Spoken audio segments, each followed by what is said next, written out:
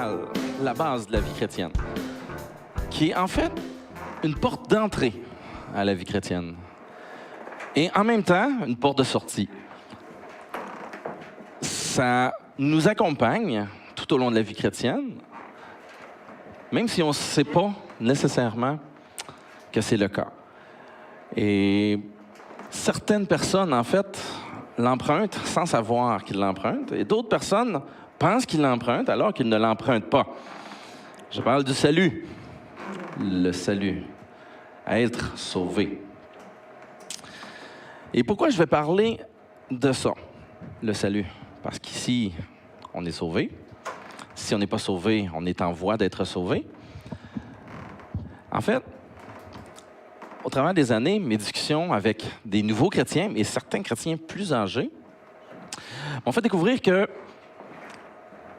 quand les gens donnent leur vie au Seigneur, plusieurs, en fait, n'ont aucune idée de ce qu'ils viennent de faire, n'ont aucune idée de ce qui vient de se passer, puis aucune idée de ce qui les attend. Et ça peut durer un certain temps. Et s'ils ne sont pas enseignés, ça peut durer des années. Et certains chrétiens, après 15-20 ans de vie chrétienne, ils regardent en arrière et ils disent « J'ai été sauvé en 1900, je ne me souviens plus. » Et, et pour eux, c'est un événement passé. Je suis sauvé, j'ai franchi une étape. Maintenant, il ne me reste rien qu'à attendre la mort. Parce que, mais même là, elle ne viendra pas parce que je suis sauvé. Donc, il y a une petite erreur de conception dans ce que je viens d'énoncer. Mais pas juste ça. Le salut, ça se trouve à être quelque chose qui se vit à tous les jours. Ça se trouve à être quelque chose qui nous accompagne. Ça se trouve à être quelque chose, en fait, qu'on peut rejeter aujourd'hui, même si on était sauvé hier. Je vois des sourires, j'en vois certains avec des points d'interrogation, mais c'est ce qu'on va voir aujourd'hui, tout le monde ensemble. Vous êtes avec moi? Oui. Donc, pour les nouveaux, qui viennent de finir tout juste à la... Genre, voilà 5 secondes, la prière de repentance. Aucune idée. Aucune idée de ce qui vient de se passer. Pour la plupart, ils sentent Dieu agir dans leur cœur, ils sentent Dieu agir dans leur vie. Pour ceux qui sont en cheminement avec Dieu, ils sentent que Dieu est en train de répondre à leurs prières. Ce qu'ils n'avaient pas avant, ils commencent à l'avoir. Et pour les chrétiens un petit peu plus âgés, certains même n'ont... C'est pas un sujet qui a été abordé. J'ai la fichue expression anglaise dans la tête, là, mais un sujet qui n'a pas été abordé. Donc, à la longue, on peut même en venir à oublier les choses plus simples, parce qu'on fait par habitude les mêmes gestes.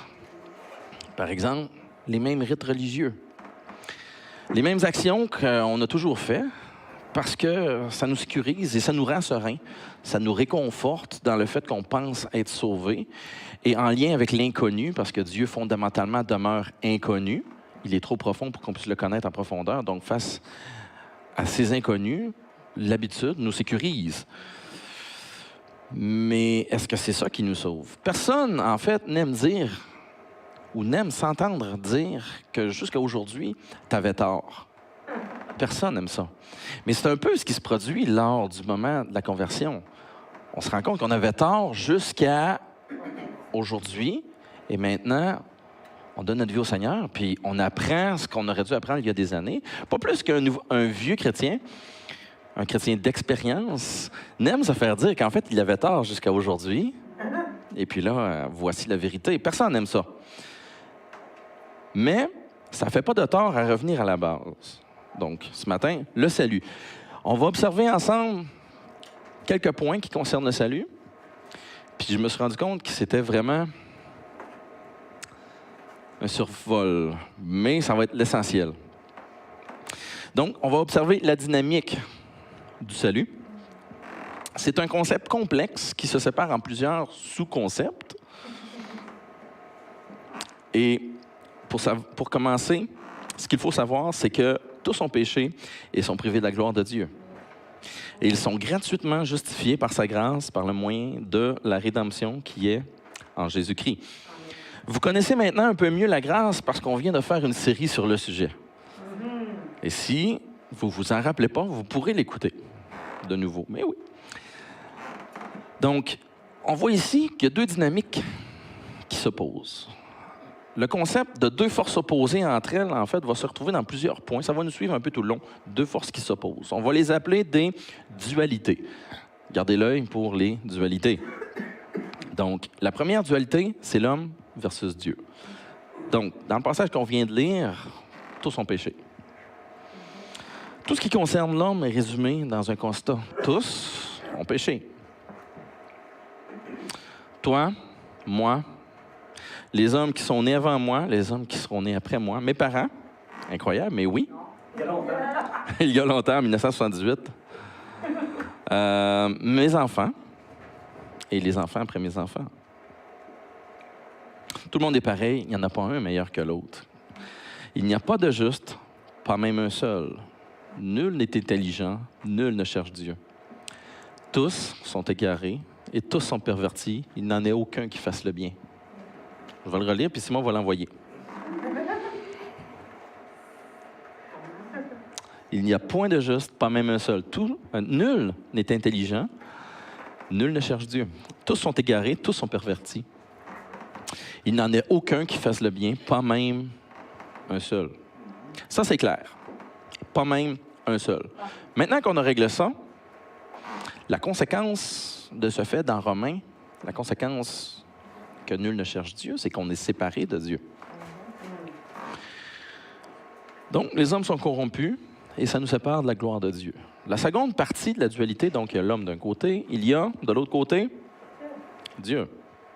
Il y en a un qui suit. Une qui suit? Qui a parlé? Une qui suit. Donc, Dieu, glorieux, homme corrompu. Ça, c'est la première dualité. Corruption et gloire, ça ne va pas ensemble. Et notre état d'homme corrompu, ça nous prive d'accéder à la gloire de Dieu. Ce qui nous amène au verset 24, justifié par sa grâce, par le moyen de rédemption à Jésus-Christ. Peut-être justifié par sa grâce, par le moyen de la rédemption en Jésus-Christ. Notre état de corruption, en fait, c'est un état de corruption éternel, sans Dieu. Alors, c'est pour ça que nous avons besoin d'être sauvés. Être sauvé de quelque chose, ça veut dire une autre dualité, en fait. Et on vient de la lire. L'intention et le moyen. L'intention de sauver et le moyen de sauver. Je peux avoir l'intention de faire quelque chose, mais jamais avoir les moyens. Est-ce que je vais y arriver? La réponse est non. C'est une question rhétorique, mais la réponse est évidente. Ça prend le moyen et l'intention. Donc, Dieu devait avoir le moyen de nous sauver, devait avoir l'intention de nous sauver. Vous me suivez jusque-là? Oui. Donc, Dieu avait l'intention de sauver, mais avant Jésus, Dieu n'avait pas les moyens de nous sauver. Il a fallu que Jésus vienne sur terre afin de donner à Dieu le moyen de ses ambitions. Et croyez-moi, Dieu, il y en a des ambitions. Il n'est pas limité. Donc, premier concept du salut, c'est que l'homme est opposé à Dieu par sa corruption naturelle, que Dieu devait avoir l'intention de nous sauver et le moyen de le faire. L'homme a besoin de salut et Dieu, c'est-à-dire l'homme a besoin de salut et Dieu a besoin du salut en la personne de Jésus-Christ. La prise de conscience du fait qu'on a besoin d'être sauvé, cette prise de conscience-là, c'est ce qui nous amène, en fait, c'est le premier pas dans la bonne direction, c'est ce qui nous amène vers l'étape suivante, c'est-à-dire l'acceptation des conditions du salut. Il y a des conditions au salut. OK. On va aller voir s'il y a des conditions au salut. Donc, le salut, c'est gratuit. Ce qui veut dire que quelqu'un a payé, et ce quelqu'un, c'est Jésus. L'acceptation du salut, ça revient à accepter le moyen du salut. J'espère que c'est clair. Accepter le salut, c'est accepter le moyen qui vient avec. Vous me suivez? Donc, le moyen, c'est Jésus. Accepter le salut, c'est accepter Jésus. Pas de Jésus, pas de salut. Et tout le monde, comme ça de même, il y a un verset qui nous vient en tête, car il n'y a aucun autre nom. Et voilà. Donc, c'est une dérive naturelle du verset qu'on vient de lire. Et le fait d'accepter Jésus, c'est d'accepter maintenant qu'il est pourvoyeur. C'est lui qui pourvoit le salut. Pour échapper à la condition d'homme, le seul moyen fourni, ça vient avec la condition que c'est Jésus qui le fournit, comme on vient de voir, comme une gentillesse, une grâce, comme une grâce de la part de Dieu. Il faut se rappeler de cela, parce que celui qui nous sauve Celui qui nous sauve devient notre héros. Celui qui nous sauve devient soudainement très important pour nous, devient très important dans notre vie, vrai ou faux? En fait, quand quelqu'un nous sauve la vie, qu'est-ce qu'on dit? Je te dois la vie. Bien, c'est ça qui se produit avec Jésus. Donc, en acceptant que Jésus nous sauve, il devient notre héros et on lui doit la vie. Amen.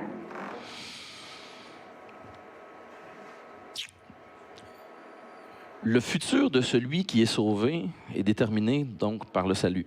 Quand quelqu'un te donne quelque chose gratuitement, alors il peut te demander quelque chose en retour. Si je te donne ça, puis je dis, ben, j'aimerais avoir telle autre chose, on devient un peu comme un débiteur. Si on accepte ce cadeau-là, on accepte les conditions de la gratuité, on ne paye pas pour le salut, mais suivez-moi bien. Ce que je crois ici, c'est que la condition la plus importante de notre salut, c'est qu'il est conditionnel. Il est gratuit. Ne pas accepter la condition, ça peut avoir des conséquences mortelles, en fait.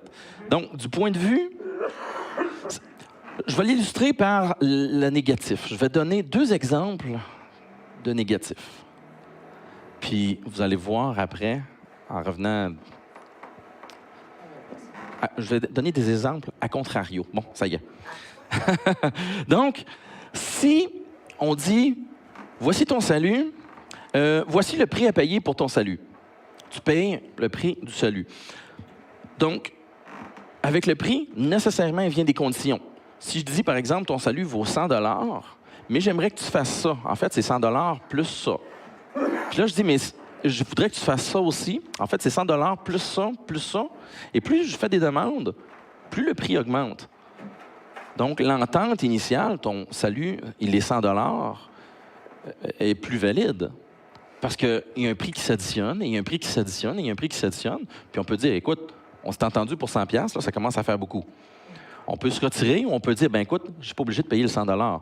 On devient en droit de négocier avec Dieu. On devient en droit de s'opposer à Dieu. On devient en droit d'exiger des choses de Dieu si on s'entend pour un prix pour le salut. Vous me suivez? Est-ce qu'on est en droit de négocier avec Dieu?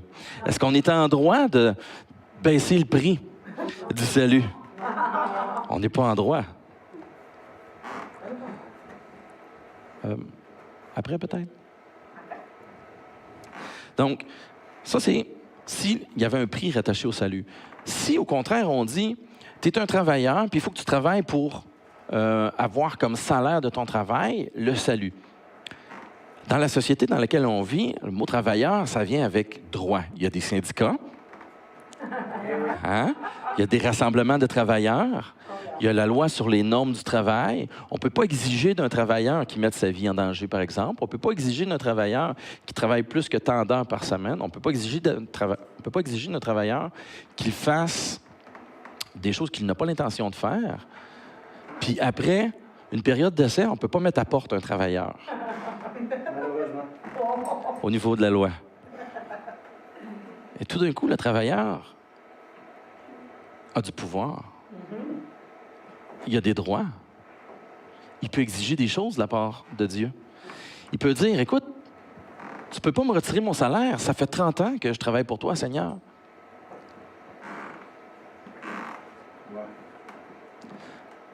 Ces 2 exemples-là nous illustrent pourquoi Dieu a choisi un don gratuit. Tu n'as aucun droit quand c'est gratuit. Tu ne peux pas dire à Dieu, non, je n'ai assez donné, là, ça fait. Attends un peu, je te l'ai donné gratuit. Là. Moi, j'ai tout donné. Moi, j'ai travaillé la nuit. Moi, j'ai donné ma vie. Dieu est en droit d'exiger tout. Aujourd'hui, encore demain.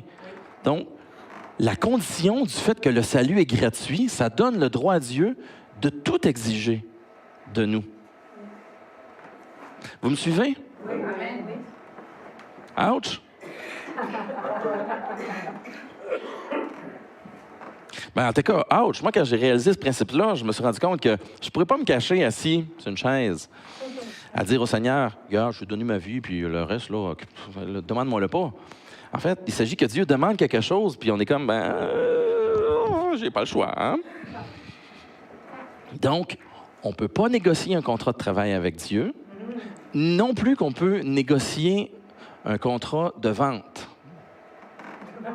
En fait, puisque le don est gratuit, puisque Jésus a payé le prix, et qu'il peut demander n'importe quoi en échange de ce salut, ça devient finalement un contrat de bonne volonté. Si une des deux parties ne fait pas preuve de bonne volonté, le contrat est nul et non avenu. Et la bonne volonté, oh boy! Non, mais, tu sais, quelqu'un, on dit qu'il est de mauvaise foi, là. Il fait les choses, mais il est de mauvaise foi, tu sais. Il obéit, mais bonne volonté, ça engage beaucoup plus que simplement une action. Ça engage ton être tout entier. Et finalement, le fait que le don est gratuit, ça devient un contrat de bonne volonté. Ça devient un contrat que, ben, mes pensées vont aller dans la même direction que toi, Seigneur. Puis je vais m'organiser pour toujours aller dans la même direction. Vous êtes tous avec moi? Donc, la dynamique du salut, c'est qu'on est séparés. Jésus, c'est le moyen pour parvenir au salut. Et qu'en le donnant gratuitement, en fait, ça coûte pour nous tout ce qu'on a. Donc, les exigences du salut. Ce qu'on vient de voir à propos du salut, c'est à deux dimensions, binaires. Sauvé, pas sauvé. C'est une dualité qui s'oppose à une autre dualité. Donc, il s'agit qu'on franchisse un pas, puis on devient sauvé. Vous me suivez? On va voir, maintenant qu'on a accepté le besoin d'être sauvé, qu'on a accepté le contrat de bonne entente, on va entrer dans la seconde partie de la dualité. Donc, il y a le salut binaire, sauvé, pas sauvé. Mais le salut, il y a une profondeur, parce qu'il est éternel.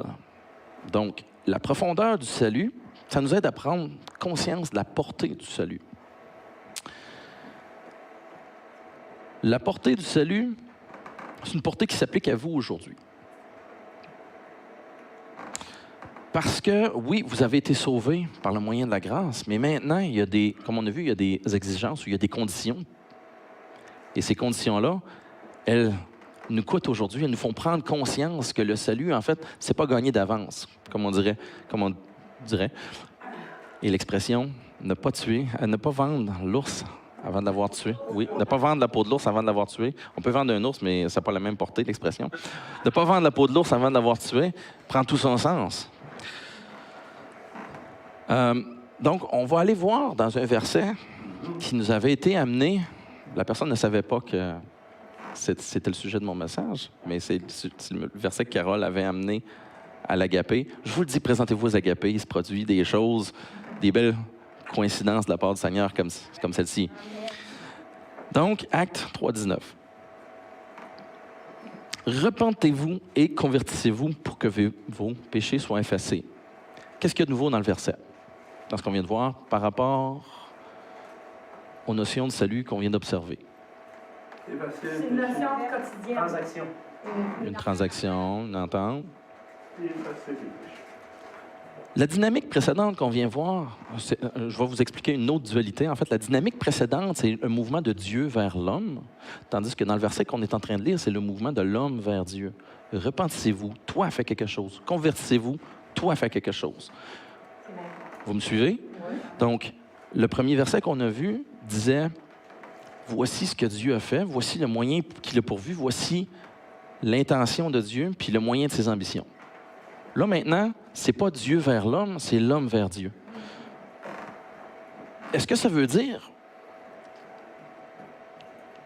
que par le mouvement de l'homme vers Dieu, je peux mériter mon salut ou je peux acquérir mon salut par mes actions? Est-ce que je peux me sauver moi-même? Oh non! 3 fois non, 1000 fois non. On ne peut pas. Donc, le mouvement de l'homme vers Dieu, c'est simplement une réponse au mouvement qui a été initié. C'est impossible pour l'homme de se sauver lui-même. Le salut, en fait, il faut comprendre que ce n'est pas à sens unique. Ça a l'air bizarre parce que c'est Dieu qui sauve, Dieu uniquement, mais ce n'est pas à sens unique. Il y a un échange, il y a une relation, il y a quelque chose qui s'installe. Le salut, il est dynamique. Il n'est pas statique. Ce qui veut dire qu'aujourd'hui, tu as encore quelque chose à faire pour le salut. Demain, tu auras encore quelque chose à faire pour le salut. Puis là, on ne parle pas de la vie chrétienne encore. On parle du salut, la base même de la vie chrétienne.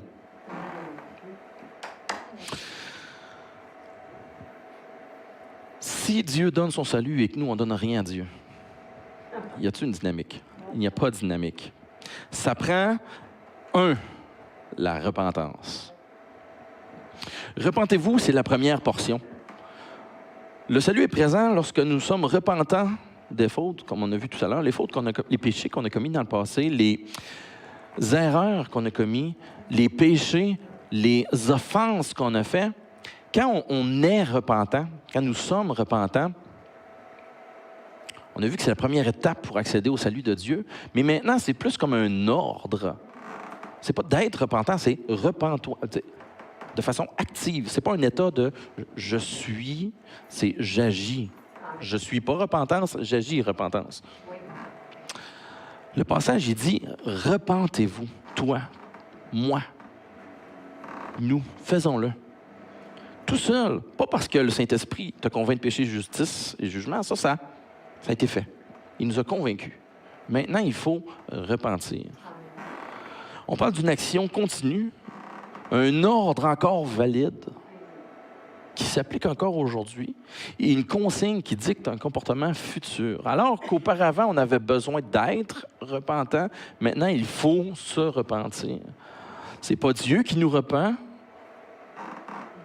il nous reprend, mais c'est pas Dieu qui nous repent, c'est nous qui nous repentissons.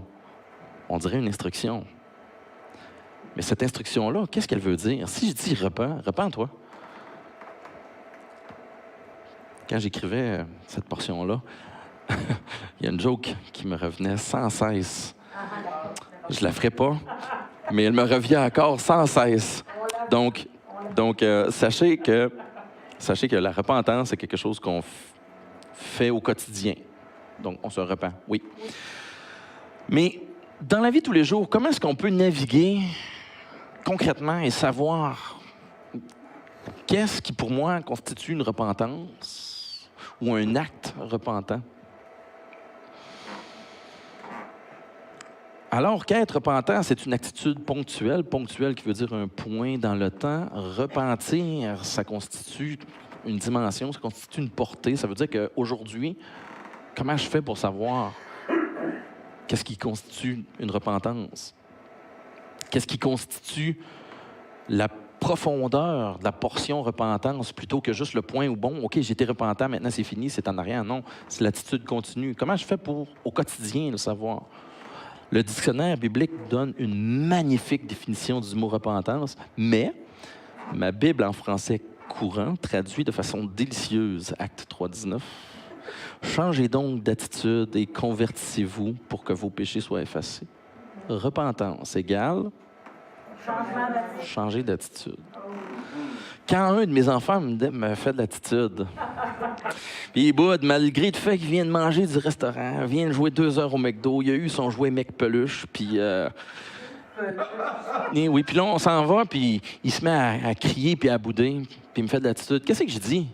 Hey, change d'attitude. Tu viens de passer 2 heures au McDonald's, tu as eu ton jouet, tu as mangé du restaurant. C'est quoi ton problème? Qu'est-ce que tu veux de plus? Il n'y a rien dans le contexte qui mérite ton attitude. Tu fais pas pitié. Dans ma vie passée, mon attitude, la seule qui comptait, c'était l'attitude que j'avais envers Dieu. Envers son Fils et son sacrifice. Dans la vie, même si tu es fin à l'ouvrage, même si tu payes tes impôts, c'est pas ça qui compte. La seule chose qui compte, c'est ton attitude envers Dieu.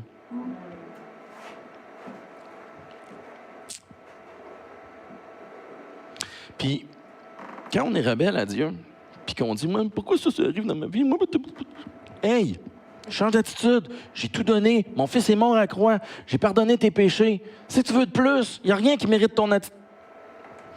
Il n'y a rien qui mérite ça. S'il vous plaît, change d'attitude. C'est un peu le sens du mot repentance. Change d'attitude. De rebelles que nous étions, nous devons devenir soumis. Amen. L'attitude de l'homme qu'on a vu corrompu, séparé de Dieu, il faut changer cette attitude. Ça ne tient pas à Dieu, ça ne tient pas à une dimension mystique, ça ne tient pas à les étoiles qui vont s'aligner et tout d'un coup, mon attitude va changer. Ça vient de moi. Je dois initier la repentance dans ma vie. Donc, avant, j'étais rebelle à Dieu. Maintenant, je lui obéis. Changement d'attitude. Avant, j'attendais avant d'obéir. Pour ceux qui sont des chrétiens d'expérience, j'attendais avant d'obéir avant. Maintenant, j'obéis tout de suite. Avant, je rechignais. Maintenant, je ne chigne pas. Change d'attitude. Vous savez ce qui est le fun? C'est de l'attitude, on en a toujours. Bonne, mauvaise, excellente, médiocre. Il y a toujours une attitude. Le Seigneur, il dit, OK, tu as une attitude un matin, bien, change d'attitude. Tu as une bonne attitude, change, une meilleure. Finalement, c'est à tous les jours. Alléluia. Finalement, c'est facile. Romains 3:10, pardon, nous disait que naturellement, on est rebelle à Dieu. Donc, naturellement, on va changer les penchants de notre cœur. Donc, la consigne au quotidien pour nous, repentez-vous, ça devient, bien, ce que tu veux faire, fais-le pas. Vite, vite comme ça, là, je veux dire, sans vous connaître personnellement, sans mettre le doigt sur le bobo, ce que tu as envie de faire, c'est probablement pas la bonne chose. Ta chair rebelle à Dieu, c'est ça qu'il faut changer. Et la nature corrompue, c'est ça qu'il faut changer. Me connaissant, me semble qu'il y a là de quoi occuper toute une vie, non? Là, on va faire un exercice ensemble. Parlant de vie, on va regarder nos vies. Nouveaux chrétiens, chrétiens d'expérience, chrétiens qui n'ont plus rien à apprendre. On va exercer une observation de nos vies. On ne va pas aller loin. On va regarder la dernière chose que Dieu nous a demandé de faire. La dernière chose que Dieu nous a demandé de faire. Peut-être c'était cette semaine, peut-être c'était la semaine passée. C'est qui a gagné?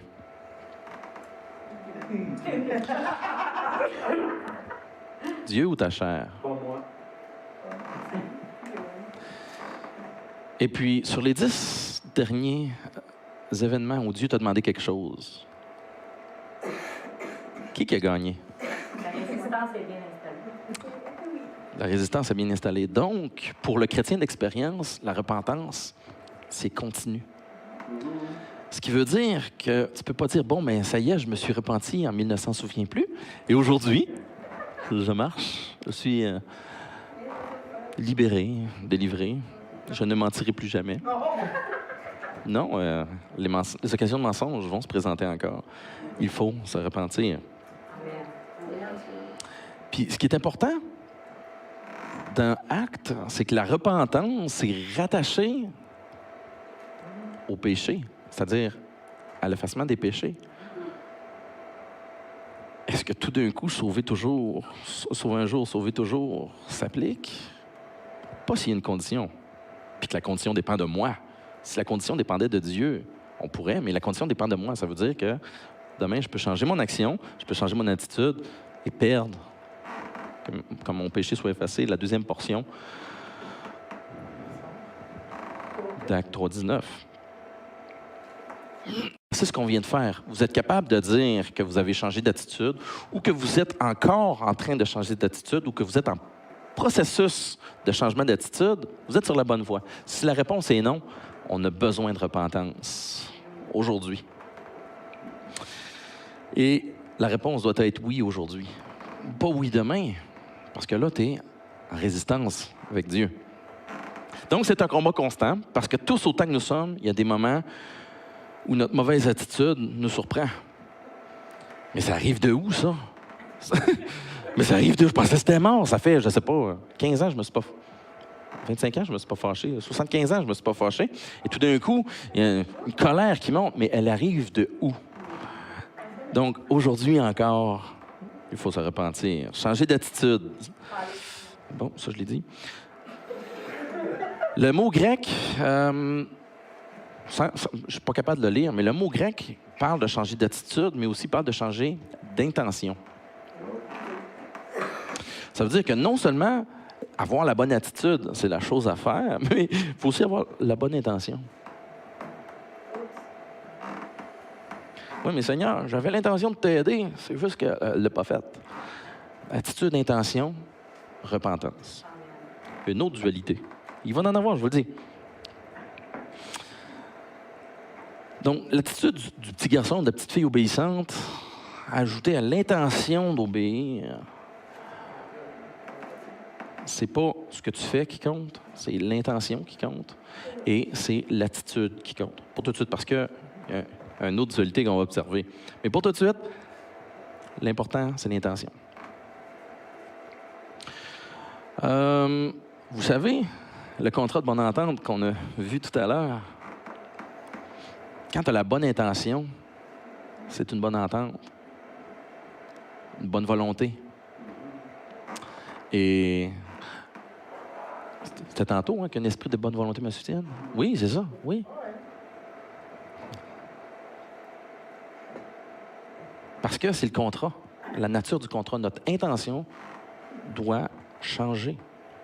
De « je n'ai pas l'intention de t'obéir », on doit aller vers « j'ai l'intention de t'obéir ». Parce qu'on n'a pas le droit d'avoir la mauvaise intention. C'est juste pas un droit qu'on a. En fait, on n'a aucun droit. Jésus, lui, a tout donné et voici sa demande. Il veut que tu aies l'intention d'obéir. Aujourd'hui, puis demain, ça va être aujourd'hui, donc demain aussi. Et tant qu'on peut dire aujourd'hui. Une intention, en fait, ça va guider une décision. J'ai l'intention de faire quelque chose, je vais m'organiser, je vais prendre plusieurs décisions, je vais guider un processus pour arriver à mon intention. Si j'ai l'intention d'acheter une auto, ça ne va pas arriver tout seul. Je vais ramasser mes sous, je vais faire un budget, je vais aller à la banque, je vais magasiner un modèle. Si j'ai l'intention de faire quelque chose, ça va diriger tout un ensemble d'actions vers un but, réaliser une intention. En fait, une intention, ça change l'attitude. Puis il faut changer de l'attitude. Si je ne l'ai pas dit assez, je le redis. Point suivant, conversion.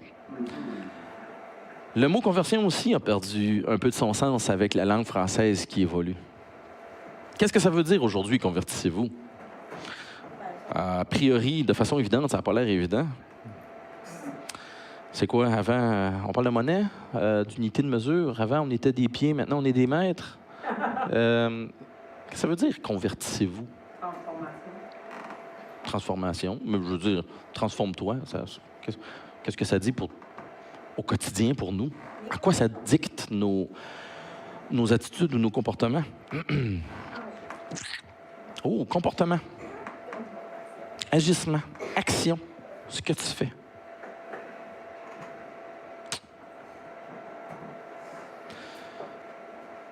Comportement. Ma Bible en français courant, donc un français qui est courant pour nous, dit « Changez donc de comportement ». Donc, on change d'attitude et on change de comportement. Intention, volonté et action. Comportement, ce qu'on fait. Notre première part du contrat avec Dieu, comme on a vu tout à l'heure, parle d'ici, puis la deuxième portion parle de ce qu'on fait avec ça. Est-ce qu'on peut avoir un break? Mais pas de break. Vous en sauverez pas. Je m'en sauverai pas plus que vous, d'ailleurs. Est-ce que le fait d'aller à l'Église, ça répond aux critères de « j'ai changé de comportement ». Oui, je vais à l'Église à tous les jours. Oui, peut-être, mais vous êtes très spirituel si c'est le cas, si vous allez à l'Église à tous les jours. Mais si vous allez à l'Église à toutes les semaines, est-ce qu'on peut dire que ça correspond à un changement de comportement? Non, parce que les catholiques vont à l'Église à toutes les semaines. Les musulmans vont à la mosquée à toutes les semaines. Les hindous vont au temple. Et j'en passe. C'est pas le fait d'aller à l'Église, d'ajouter ça dans les choses que tu fais qui dit que tu as changé d'action, que tu as changé de comportement. Tu viens à l'Église? Bien, tant mieux. Mais le pardon de tes péchés, c'est pas rattaché à un acte religieux. Le changement de comportement dont la Bible fait mention, ça nous ramène au niveau des actions, de ce que nous faisons. Pourtant, j'avais dit que nos actions ne peuvent pas nous acheter un salut, ne peuvent pas nous sauver. Est-ce que je m'étais trompé? Non. C'est simplement que la seconde partie de la dualité attitude-action, pour que nos péchés soient effacés, la seconde partie du contrat de bonne entente avec Dieu, c'est de changer de comportement. On va faire un petit exemple de réflexion sur un passage que nous connaissons. Et si vous ne connaissez pas, vous connaîtrez l'expression. Pierre, qui demande à Dieu, qui demande à Jésus, « Combien de fois dois-je pardonner à mon frère? » Puis Jésus répond, 70 fois, 7 fois, 70 fois, 7 fois, beaucoup de fois. Imaginez Pierre et son découragement. OK. Imaginez-vous à la place de Pierre. Me semble qu'après 90 fois, j'aurais envie de dire, « Peux-tu arrêter, s'il vous plaît? » Je suis plus capable. Juste change de comportement. Quand on vient à la connaissance de l'Évangile au pied de la croix et qu'on accepte le sacrifice de Jésus puis les conditions qui viennent avec, que nous sommes en train d'explorer, ça se peut-tu que Jésus dise juste, change de comportement? Parce que 490 fois, c'est plus que ça qu'il nous a pardonné. Quand tu viens d'une vie de péché, c'est facile de savoir ce qu'il faut changer. Tu te sens sale en le faisant. Si tu sens que tu te déplais au Seigneur et tu vois que tu t'éloignes de lui ou tu vois que ce que tu fais, ça t'éloigne de lui. Donc, ton changement de comportement est plus facile pour la plupart des péchés dans ta vie. Mais là, le temps passe, tu t'installes confortablement dans ta vie de chrétienne, puis tu as arrêté de pécher. C'est bien. Mais c'est pas ça que le verset dit. Arrêter de pécher, c'est une absence d'action. Dieu ne nous demande pas d'arrêter de pécher. Il ne nous demande pas de... Ton comportement, arrête-le. Il demande de changer de comportement. Ce qui veut dire que tu es encore actif. Arrêter de pécher, ce n'est pas le but du chrétien. Oui, arrêter de commettre des péchés, c'est ce qu'il veut. Mais le but, ce n'est pas d'arrêter. Le but, c'est de continuer nos actions, de juste ne plus pécher. Vous voyez la subtilité? Dans le monde chrétien, une des choses qui fait le plus de mal aux églises, c'est quand les gens donnent leur vie au Seigneur, puis là, tout à coup, ça, tu ne peux plus faire ça, c'est péché. Ça, tu ne peux plus faire ça, c'est péché. Ça, tu ne peux plus faire ça, c'est péché. Et tout à coup, c'est une suite de « je me prive de faire quelque chose, je m'empêche de faire quelque chose, je ne fais plus rien, je ne commettrai plus de péché ». Vous savez qu'est-ce qui commet plus de péché? Les morts. Ils n'en commettent plus de péché, ils ne bougent plus. Est-ce qu'on est mort? Non. On est vivant en Christ. Donc, arrêter de pécher, ça fait mal à l'Église parce que ça produit une cohorte de chrétiens assis. Puis je m'excuse si vous vous sentez visé, je ne vous vise pas. Je m'adresse à un point, à une subtilité. Je rétablis les faits. Le salut, c'est une pléthore, une multitude, une abondance d'actions, de comportements qui sont nouveaux. Ce n'est pas une abondance de gens qui sont assis. Vous savez, Jésus, quand il a guéri, c'est la belle-mère de Pierre, qu'est-ce qu'elle a fait? Elle l'a servi. Elle n'a rien fait, elle est restée assise.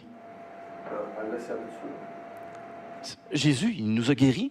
Il nous a guéris de notre état de corruption pour qu'on s'assied puis on arrête de pécher. Non. C'est le contraire. C'est pour qu'on se mette à agir, pour qu'on change de comportement. Avant, on était mort. Maintenant, on est vivant. Donc, avant, on ne pouvait rien faire pour Dieu. Maintenant, on peut faire des choses pour Dieu. C'est ça qu'il faut faire.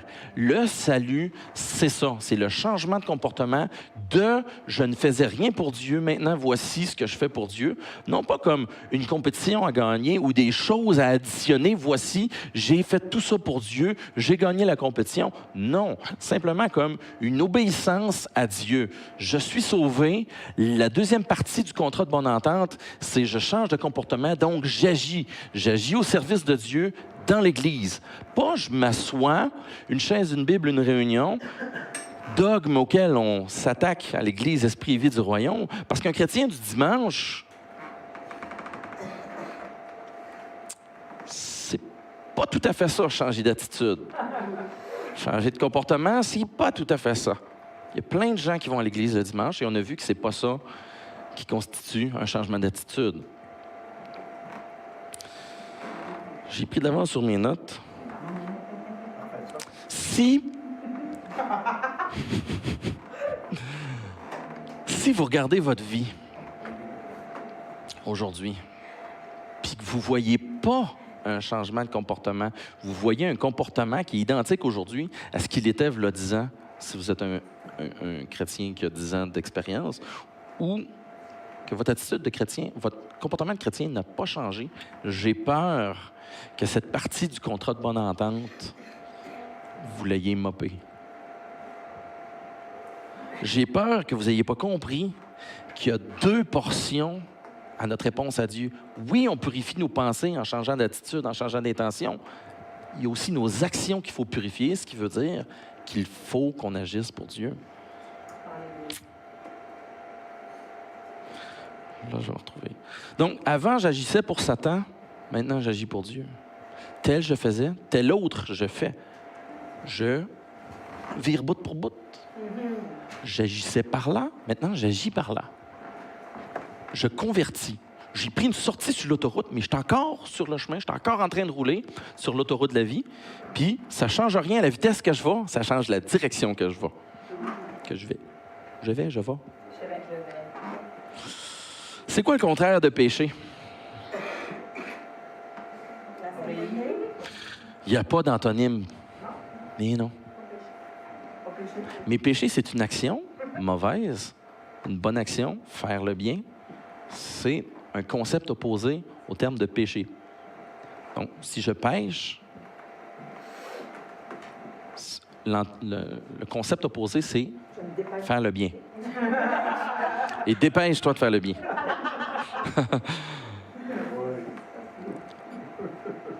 En fait, c'est pas rien faire. Faire rien, faire le bien, ça rime, mais c'est tout ce qu'ils ont en commun. C'est tout. Donc, fais le bien, puis fais-le bien.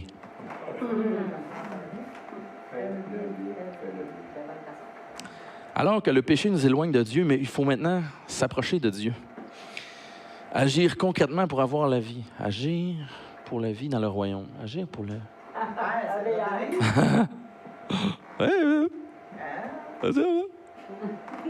Notre bannière porte le secret du message ce matin. Agir pour la vie. Agir pour la vie dans le royaume. Pas assis. C'est pour ça qu'on s'attaque au concept d'une chaise, une Bible, une réunion. Parce que c'est pas assis pour la vie dans le royaume, c'est agir pour la vie. Changer de comportement. Avant, on agissait pour la mort, maintenant, on agit pour la vie. Notre partie du contrat de bonne entente pour avoir le salut de Dieu, c'est d'agir pour Dieu dans son royaume. Vous voulez une liste de choses à faire? C'est simple, change de comportement. Ça veut dire, fie-toi sur toi. Regarde ce que tu faisais, puis trouve son contraire. Avant, tu volais en payant des factures au noir, par exemple. Maintenant, tu donnes ton argent. Il y a la dîme, les offrandes, par exemple. Avant, tu retenais l'argent. Maintenant, tu la donnes. Le contraire. Avant, tu travaillais pour de l'argent. Tu travaillais pour un employeur. Maintenant, tu donnes... non, je l'ai dit. Maintenant, tu travailles pour rien. Avant, tu travaillais pour de l'argent. Maintenant, tu travailles pour rien. Avant, tu travaillais pour un employeur. Maintenant, tu travailles pour Dieu. C'est la même chose. Mais tu as changé de comportement. Tu dis, je faisais ceci, je convertis, je vais vers là maintenant. Avant, tu profitais de rien faire de tes soirées. Maintenant, tu vas évangéliser. Avant, tu transformais tes vendredis en beuverie. Maintenant, tu transformes tes vendredis en soirée de l'esprit. Avant, tu chantais faux pour le fun. Maintenant, tu chantes juste et pour Dieu. Chanter faux pour l'agneau, ça, c'est non. C'est pas acceptable. Donc, tu chantes juste pour Dieu et tu chantes juste pour Dieu. Vous voyez où je veux en venir? Regarde ce que tu faisais. Ça veut dire que convertissez-vous, c'est hyper personnalisé. Ma conversion n'est pas la même que la conversion à Martial, parce que Martial, dans sa vie, n'agissait pas de la même façon que moi j'agissais, ce qui veut dire que ses opposés à lui, c'est pas mes opposés à moi. Si, comme moi, vous êtes un chrétien né dans l'Église ou trop vieux pour vous rappeler de quoi avait l'air la vie avant Dieu, assure-toi d'une chose. Ce que tu fais, continue à les faire pour Dieu. Pas par habitude. Parce que là, c'est ton attitude qui a changé, puis on revient dans la première partie d'Actes 3.19, que notre attitude doit changer. Donc, assure-toi de faire les choses pour Dieu. Continue. Acte 3.19 nous dit, convertissez-vous, ça veut dire que les 4,25 cents que tu avais, tu les as changés pour une pièce.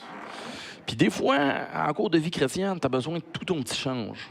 Casse pas ta pièce pour aller chercher les 25 cents, parce que tu n'auras plus une pièce. Continue. Ce que tu as converti, tu le gardes. Garde tes acquis. Quand tu as besoin de ton petit change, vide tes poches, puis au pire, allez, va voir ton Père céleste. Il va t'en passer de l'argent. Céleste. Autrement dit, c'est pas parce que tu es chrétien depuis longtemps que c'est impossible que tu reviennes en arrière. Il faut persévérer, il faut changer. Sois l'agent de changement. Vous avez accepté le salut que Dieu a mis devant vous, vous remplissez votre part du contrat de bonne entente, et maintenant, une autre dualité se présente. Donc, conversion et repentance, ça ne nous prive pas du pardon des péchés. Donc, le pardon des péchés. Il faut être prudent. Parce que ce passage ne veut pas dire que nous ne sommes pas pardonnés lorsque nous donnons notre vie à Dieu. Le pardon des péchés n'est pas conditionnel à ma conversion ou à ma repentance. Il y a une petite nuance qui fait toute la différence. Le pardon des péchés, c'est une faute qui n'est pas retenue à notre charge. Par exemple, un fils met le feu à la maison, puis la maison, il passe au grand complet. Son père peut dire « je te pardonne », mais la maison est brûlée.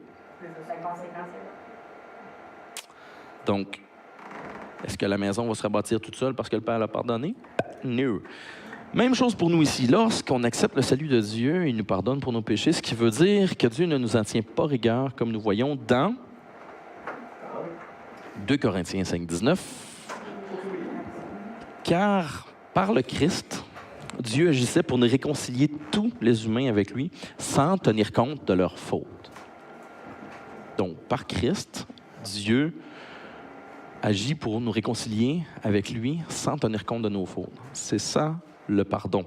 Par contre, les conséquences sont encore présentes. L'enfant né hors des liens du mariage est encore là.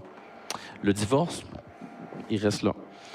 Les gens qu'on a blessés sont encore blessés. Les gens qu'on a détruits pour avoir cette promotion-là sont encore détruits. Les dollars qu'on a volés au gouvernement ou à un partenaire d'affaires, ils nous courent encore après, etc., etc.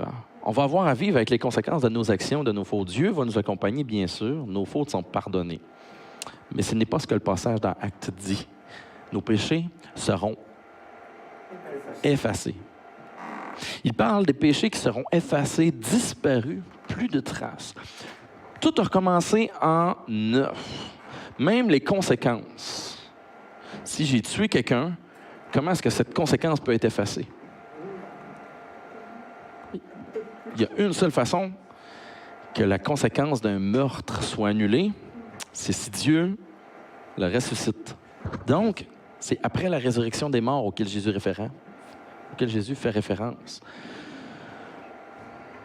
La résurrection des morts auquel il fait référence, c'est après ça que le seul moyen d'effacer nos péchés, que les conséquences soient annulées, c'est après ça. Ce qui veut dire que si les morts sont ressuscités, mais que ma vie a le temps de passer d'ici là, mes péchés ne seront pas effacés de mon vivant, ils vont être effacés après ma mort. Ce qui veut dire que je dois continuer à agir toute ma vie avec une conversion, une repentance. Et parce que j'ai agi toute ma vie avec conversion et repentance, et qu'à la fin de toute chose, Dieu rendra justice à chacun selon Dieu rendra à chacun selon ses œuvres. Ces œuvres dont on vient de parler, tu peux le mettre, Simon. Voilà. Donc, ces œuvres dont on vient de parler en long et en large, selon qu'on va avoir changé de comportement ou pas, ou qu'on va avoir changé d'attitude ou pas, selon ces œuvres-là, non seulement on va être pardonné, mais nos péchés vont être effacés. C'est conditionnel à ce qu'on ait agi selon Acte 3.19 toute notre vie. Vous voyez la subtile différence dont je parlais? Entre pardonner les péchés, ne pas tenir compte de nos péchés, puis les effacer. Entre le pardon des péchés qui a été acquis quand on a accepté le sacrifice de Jésus à la croix, puis le pardon des péchés, il y a toute une vie. Il y a toute ta vie. Le salut dépend aussi de ces deux concepts-là.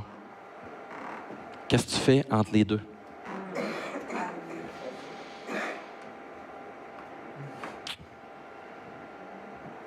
Les deux premières parties du message, ça prend tout leur sens tout d'un coup. Parce que si tu n'as pas changé d'attitude, alors quand Dieu vient faire disparaître ton péché, tu te retrouves avec rien. Parce que tu as continué à pécher toute ta vie, puis là, il fait disparaître le péché.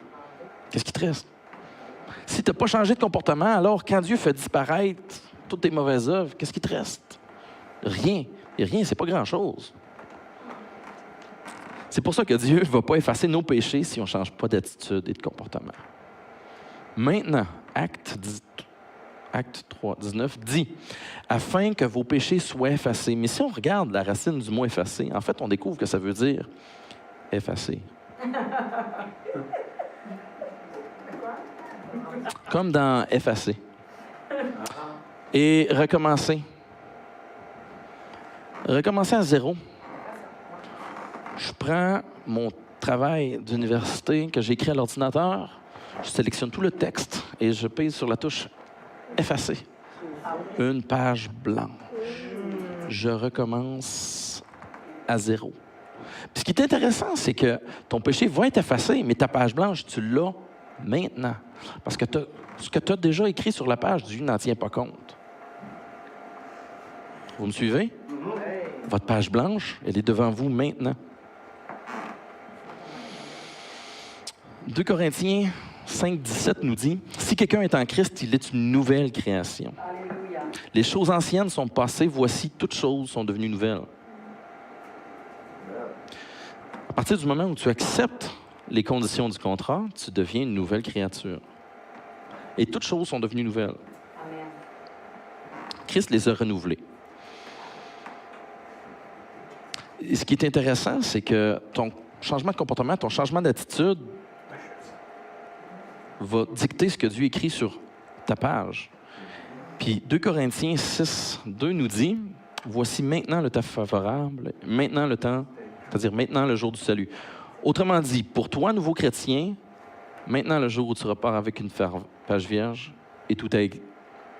Maintenant, tu repars avec une page vierge. Maintenant, tout est à écrire. Mais pour toi aussi, chrétien d'expérience, le salut est encore aujourd'hui. Parce qu'encore aujourd'hui, c'est un moment favorable pour écrire sur ta page. Pas ta page Facebook. On passe assez de temps sur Facebook. Non, la page de ta vie. Celle que Dieu va ouvrir. Dans l'Apocalypse, ceux qui aiment l'Apocalypse, il y a un livre des œuvres qui va être ouvert. Donc, pour nous, le salut est perpétuel, mais en fait, perpétuellement présent. Il n'y a pas une journée où tu vas faire une parenthèse, puis tu dis, bon, ben aujourd'hui, je vais agir selon peu importe ce qui me tente. Non, tu es encore en train d'écrire sur ta page. Alléluia. Tant qu'on est capable de dire, aujourd'hui, c'est le temps de pratiquer notre salut, de respecter notre part du contrat de bonne entente, c'est encore une bonne occasion. Tant et aussi longtemps qu'on n'entre pas dans la portion éternelle du salut, parce qu'il va y avoir une troisième portion, la portion où on va avoir reçu selon nos œuvres, puis on va demeurer éternellement sauvé. Donc, cette portion-là, on va pouvoir dire un jour sauvé, toujours sauvé. D'ici là, tant qu'on peut dire aujourd'hui, l'occasion est idéale. Alléluia. Quand on sera mort, en fait, on ne sera pas mort. Mais quand on a donné notre vie, quand il va la prendre, puis nous donner la vie, là, on pourra faire ce qu'il voudra, parce que de toute façon, c'est ce qu'il faut faire aujourd'hui. Donc, l'habitude de faire ce que Dieu veut, il faut la prendre aujourd'hui. Pour chaque chose qu'on avait et qu'on regarde maintenant comme une perte en échange du salut, c'est autrement dit, j'ai ce péché-là que j'aime bien, mais si j'accepte le salut, je perds ce péché-là. Là. OK, donc, pour chaque chose qu'on regarde comme une perte, Dieu, il nous le demande. Je sors mes déchets. Chez nous, c'est mercredi soir qu'on sort les déchets. Donc, j'arrive à la maison, je sors les déchets. Puis là, Dieu, il arrive puis il dit, « T'en as pas besoin? Je peux partir avec? » C'est ça qu'il fait. Quand tu arrives dans ta vie, puis que le Seigneur... C'est-à-dire, tu arrives dans ta vie, puis les choses dont tu te départis, le Seigneur, il passe en arrière et dit, « Tu veux pas ce péché-là? Donne-moi-le. Ça, t'en as-tu encore besoin? Donne-moi-le. Ça te tanne, cette attitude-là, ce comportement-là, cette haine-là, cette colère-là, cette chose-là, t'en as-tu besoin? Non, donne-moi-le. Alléluia. Il nous donne la vie, puis en échange, il prend nos rebuts, il prend nos déchets. Ça dit dans la Bible, il s'est chargé de nos fautes, il les prend. Qui serait assez fou furieux pour dire, non, garde ta vie, je vais garder mes déchets? Ça se peut que des fois, ce soit ça qu'on fait parce qu'on on a jeté quelque chose, mais ce petit quelque chose-là, on y tient vraiment. Donc, pour chaque chose qu'on avait et qu'on regarde comme une perte, en échange du salut, Dieu le prend. Les choses qui nous blessent, qui nous enchaînent, qui nous détruisent. Et aujourd'hui, le Seigneur t'appelle à te repentir et te convertir. Nouveau chrétien comme vieux chrétien. Si je peux dire aujourd'hui, je peux me repentir. Si je peux dire aujourd'hui, je peux me convertir. C'est pas l'histoire d'un non-chrétien vers un chrétien. C'est pas l'histoire de quelqu'un qui est dans la rue puis qui est ton voisin. Conversion, repentance, ça s'adresse aux non-chrétiens, ça s'adresse aux chrétiens. Afin que nos péchés soient effacés. La condition est brutale. La condition est sauvage. En échange d'une attitude, il y a l'effacement des péchés dans la balance. J'ai pas envie de manquer mon coup. Peut-être que tu pensais que tu étais sauvé, puis que maintenant, tu n'es plus tellement sûr parce que tu regardes ta vie et tu dis « Ouh, oui, j'ai donné ma vie au Seigneur, mais conversion et repentance, c'est pas ça qui dicte ma vie. » Prends pas de fardeau. C'est le fardeau de Dieu. En fait, donne-lui. Et aujourd'hui, il y a un aujourd'hui, c'est le jour du salut. Aujourd'hui, c'est le jour du salut, pas du salut que Jésus a attaché à la croix, non, du salut, ta réponse à Dieu. Dieu a initié le mouvement, maintenant, notre réponse, conversion et repentance, c'est aujourd'hui.